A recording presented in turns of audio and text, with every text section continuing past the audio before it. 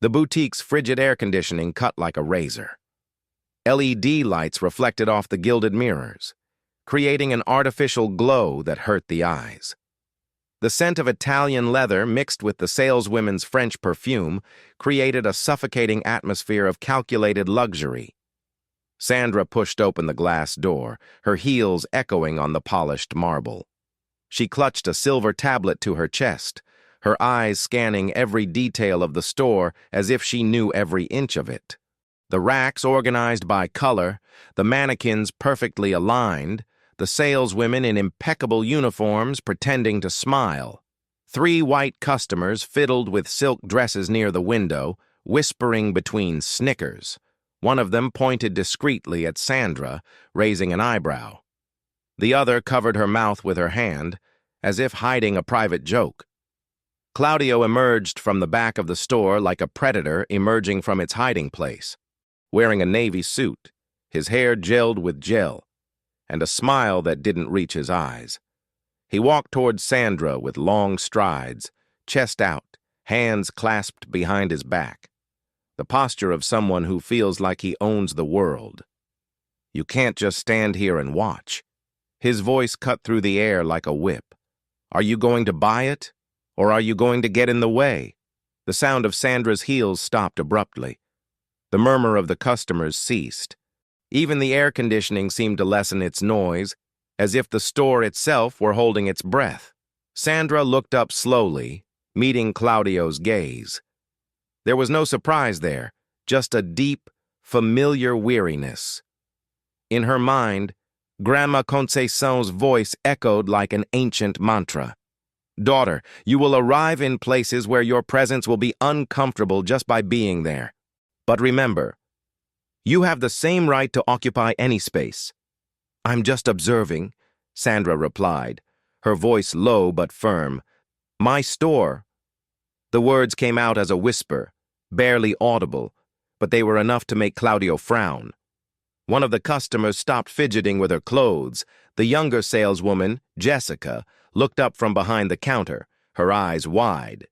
Claudio let out a dry laugh, shaking his head like someone listening to a child spouting nonsense. He took a step forward, closing the distance between them. Sandra didn't back away.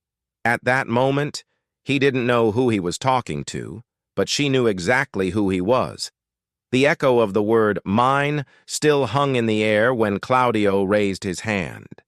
The slap came quickly, sharply, cutting through the silence like thunder. The crack echoed off the marble walls, reverberating off the gilded mirrors until it transformed into a high-pitched buzz that filled every corner of the boutique. Sandra felt her face burn. Not just from the physical pain, a burning sensation that shot up from her jaw to her temple, but from the familiarity of the moment, the metallic taste in her mouth, the feeling of smallness trying to settle into her bones, the complicit silence of the onlookers. She had known all this since she was a child. The 3 customers turned as if in slow motion, their eyes wide, but not with indignation. It was a morbid fascination, like someone watching a car accident and unable to look away. One of them clutched her purse tighter. Another took a step back, as if violence were contagious. Sandra closed her eyes for a moment. In the darkness of her eyelids, she saw the face of her mother, Donna Lourdes, cleaning the floor of this same store 20 years ago. Her knees were bruised, her hands dry from the cleaning product, but her head was always held high. Sandra, my daughter. Her mother's voice whispered in her memory. They can hit our faces, but never our dignity. No one touches that. The burning in her face began to morph into something else. Not anger. Sandra had learned that anger was a luxury black women couldn't afford in white spaces. It was crystalline determination, cold as the air conditioning that still bit at her skin. Jessica, the young saleswoman, held the phone with trembling hands. Her fingers hesitated over the screen, as if she wanted to record, call someone, do something. But fear paralyzed her. Fear of Claudio, fear of getting involved, fear of being next. "You shouldn't have done that," Sandra said softly, more to herself than to him. It wasn't a threat, it was almost pity. Claudio crossed his arms, his chest still puffed out with pride. He had established the hierarchy, put things in their place. In his mind, the problem was solved. He didn't notice how Sandra held the tablet more firmly now, as if anchoring herself to something greater than this moment. A single tear ran down Sandra's face, not from pain, but from an ancient sadness. How many women in her family had silently swallowed humiliation so she could be there? The irony was too cruel not to hurt. The silence that followed the slap was more deafening than any scream. It was a thick, sticky silence that clung to the walls and seeped into the lungs of every person present. The boutique had become a makeshift courtroom, where every look was a verdict and every breath a choice. Marina, one of the customers, held a silk dress against her body, but her eyes were fixed on the scene. She bit her lower lip, hesitating between letting go of the dress and approaching or pretending she hadn't seen anything. Her fingers tightened their grip on the fabric. Bourgeois politeness whispered in her mind, "Don't get involved in other people's troubles." But something deep in her chest burned like acid. Roberto, Marina's husband, was obsessively checking his phone, as if a desperate message had just arrived. His shoulders were tense, his jaw clenched. He had witnessed the attack out of the corner of his eye, but he refused to process what he had seen. It was easier to hide behind the screen. Jessica, behind the counter, could feel her heart pounding in her throat. Her hands trembled, holding her cell phone, her finger hovering over the record button. She was 19, it was her first week on the job, and Claudio was the one signing her paychecks. But Sandra was bleeding discreetly from the corner of her mouth, and it reminded her of her own mother coming home with bruises no one had seen. The third client, Fernanda, was trying on a pearl necklace in the mirror. Her hands continued their automatic movements, fastening the clasp, examining it in the mirror, letting down her hair, but her eyes never left Sandra. There was something disturbing about the woman's dignity, the way she didn't scream, cry, or plead. Fernanda found herself wondering if she herself would have the same composure. Sandra discreetly wiped the corner of her mouth with the back of her hand. The taste of blood was familiar. Not the first time, nor would it be the last. She looked around, registering every face, every choice being made in real time. Marina with her dress clutched in her hands, Roberto feigning digital invisibility, Jessica paralyzed between duty and fear, Fernanda hypnotized by her own cowardice. "Is anyone going to say anything?" Sandra asked quietly, more to the universe than to the people present. The silence persisted, now charged with collective guilt. Every person inside knew they were complicit in something indefensible. But knowing and acting were two different planets. Claudio smiled, interpreting the silence as tacit approval.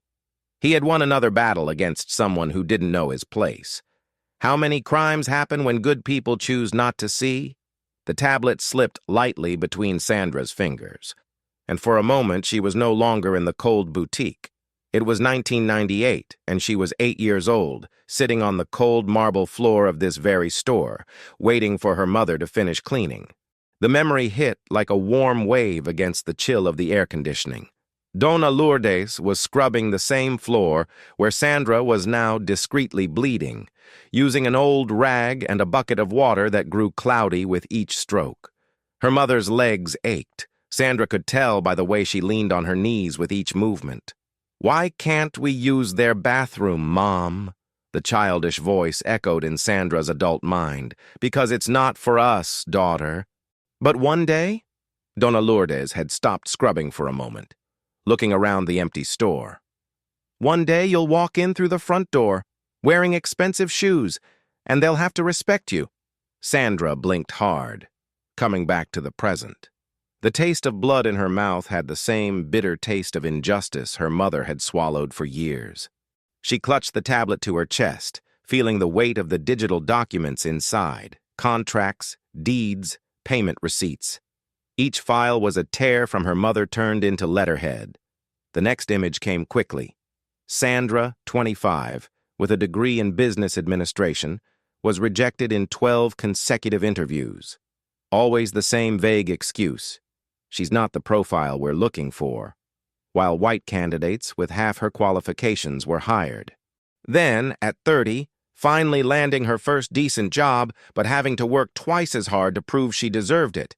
Arriving an hour early, leaving an hour late, smiling at racist jokes disguised as jokes, swallowing comments about her hair, her clothes, her way of speaking, and at 35, saving every penny, every extra hour, every humiliation she'd swallowed to buy her first franchise, this very store, the circle closing in a way even she hadn't planned. Claudio remained there, arms crossed, waiting for her to leave. He had no idea he was evicting his own owner. He didn't know that every inch of that place had been bought with the sweat and tears of 2 generations of black women. "Mom always said I'd come back here," Sandra murmured, more to herself than to anyone else. The tablet in his hands wasn't just an object. It was revenge served at room temperature, in the form of legal justice and legitimately acquired property. Sometimes fate has too cruel a sense of irony to be a coincidence. Claudio interpreted Sandra's silence as surrender. His lips curved into a predatory smile, the kind of expression men like him reserve for moments of absolute power. He adjusted his tie with theatrical movements, like an actor preparing for the grand finale of a performance only he was watching. "See?" He addressed the customers like a circus performer showing off a domesticated animal. "Just show them who's in charge and certain people will quickly understand their place." Marina released the silk dress, which slid off the hanger with a whisper of fabric. Her eyes were glazed, as if she were watching a horror movie she couldn't look away from. Roberto remained immersed in his cell phone, but his breathing had become faster, more irregular. Jessica felt her stomach churn. She had grown up in a family where men spoke this way about women, where violence was tempered with moral explanations. She deserved it. She was looking for it. Someone had to teach her. Claudio's words echoed like a familiar, nauseating echo from her own childhood. Sandra remained motionless.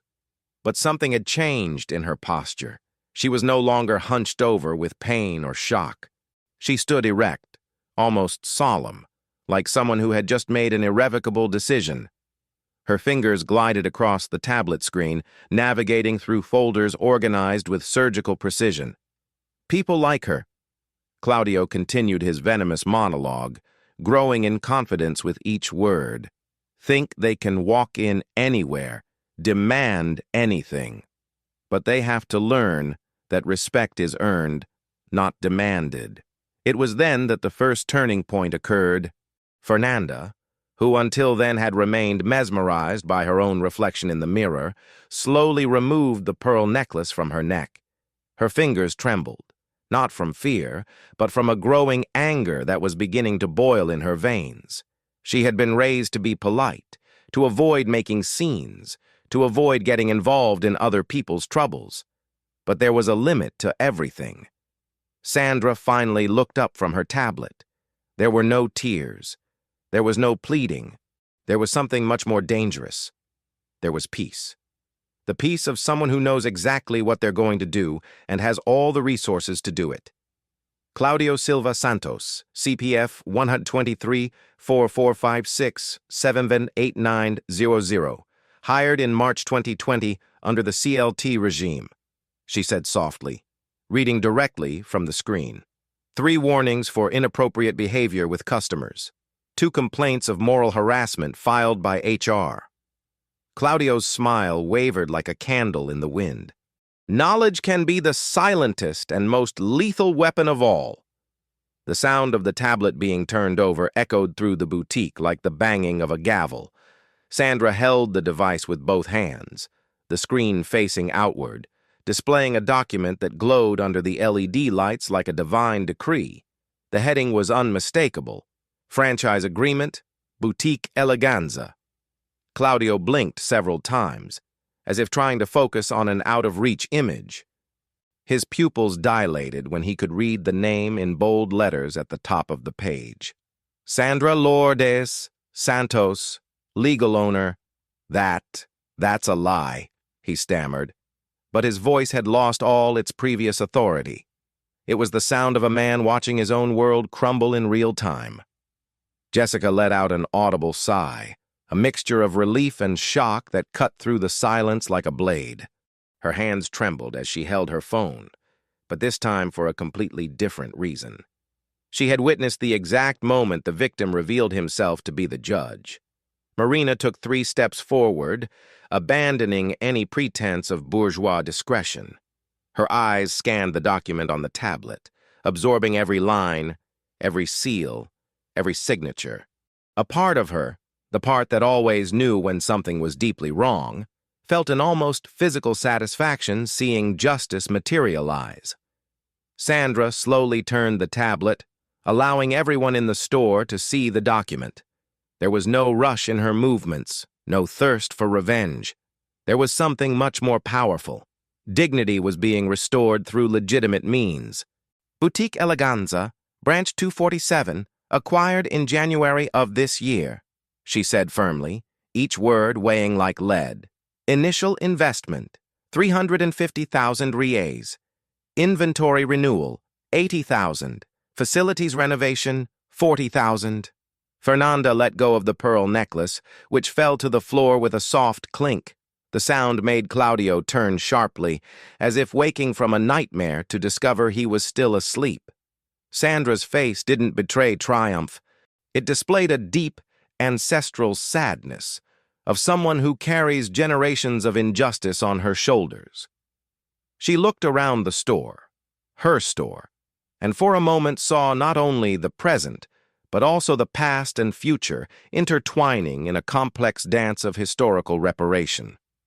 My name is on the deed, Claudio, yours is on the payroll, she said, holding the tablet against her chest as if it were a sacred talisman. Roberto finally looked up from his phone, and what he saw there was something that would haunt him for weeks. A black woman transforming humiliation into institutional power. Sometimes the sweetest revenge is simply the truth being revealed at the right time. The temperature in the boutique seemed to drop 10 degrees in a matter of seconds. Sandra stepped forward, and for the first time since entering the store, she occupied the space with the authority she had always possessed. Her heels echoed on the marble with a different rhythm now, no longer hesitant, but resolute, like the beats of an ancient drum. Claudio Silva Santos. She pronounced each syllable as if she were reading a death certificate. You are fired. For just cause. The words hung in the air like thick smoke. Claudio opened and closed his mouth several times, like a fish out of water, trying to process the impossibility of that moment. His eyes darted frantically around the store, searching for some anchor of reality that would confirm he was still the manager, that he still had power, that this black woman couldn't simply destroy his career with a single sentence. You can't fire me, he stammered. But the words came out weak, hollow, like the last breath of a wounded animal. I've been a manager for 5 years. I know the franchise owners. Sandra smiled. It wasn't a smile of joy. It was something much more complex and haunted. It was the smile of someone who carries the weight of entire generations of black women who never had the chance to say those words, to wield that power, to turn the tide in that way. Jessica felt her blood racing through her veins. For the first time in her life, she was witnessing justice unfolding in real time, not as an abstract concept, but as a concrete, irrevocable action. Her hands no longer trembled, they were steady, finally recording everything. Marina came closer, and when she spoke, her voice carried a genuine admiration that surprised even her. He hit the shop owner, she murmured, as if she needed to say it out loud to believe it. He literally hit his own boss. Roberto put his phone in his pocket, finally forced to face reality without digital filters. Embarrassment burned on his face like acid. He had witnessed an assault and chosen cowardice. Now he watched the consequences of that choice unfold before his eyes. Sandra opened the tablet again, navigating to a folder marked Human Resources. There were all the reports, all the filed complaints, all the cases suppressed by the corporate structure that protected men like Claudio. Moral harassment against 3 employees. Racial discrimination documented on 4 occasions. Physical assault against a customer. She read slowly. Today, Fernanda discreetly picked up the pearls from the floor, but her eyes never left Sandra. There was something hypnotic about the way this woman transformed pain into power, humiliation into legitimate authority. Sandra closed the tablet with a soft click that sounded like a sheath slamming shut. If you have ever witnessed injustice and remained silent out of fear, remember that silence is also a choice. When truth finds its moment, it doesn't need to shout to be heard. The echo of the dismissal still reverberated through the walls when the boutique door opened with the soft tinkle of a golden bell. 2 mall security guards entered with synchronized steps, their presence filling the space like an atmospheric shift. Jessica had called security the exact moment Sandra revealed her identity. Claudio instinctively recoiled, his shoulders hunching inward as if trying to shrink. The man who minutes before had strutted around the store like a king in his castle now looked like a child caught red-handed. His hands trembled as he tried to unbutton the manager's badge pinned to the lapel of his suit. "Miss Santos!" The taller security guard addressed Sandra directly, his voice carrying a respect that contrasted sharply with the treatment she had received moments before. "We received a call about an incident." Sandra nodded serenely, but silent tears were streaming down her face. They weren't tears of sadness. They were tears of ancestral relief, as if entire generations of black women could finally breathe through her. She thought of her grandmother Conceição, who died cleaning other people's houses, and her mother Lourdes, who never saw justice served in her lifetime. Marina approached Sandra with hesitant steps, carrying the silk dress she had discarded during the conflict. Her eyes were red, but there was a new determination there, as if witnessing this turn of events had awakened something dormant in her consciousness. "I saw everything," Marina said, her voice gaining strength with each word. "He physically assaulted her. I can testify." Roberto joined his wife, finally forced out of his digital bubble. He had spent his entire life avoiding conflict, choosing the comfortable neutrality of the privileged. But there was something in Sandra's gaze, an unshakable dignity even amidst pain, that made him feel small and cowardly. Fernanda discreetly picked up her phone and started filming. Not out of voyeurism, but because she knew moments like these needed to be documented.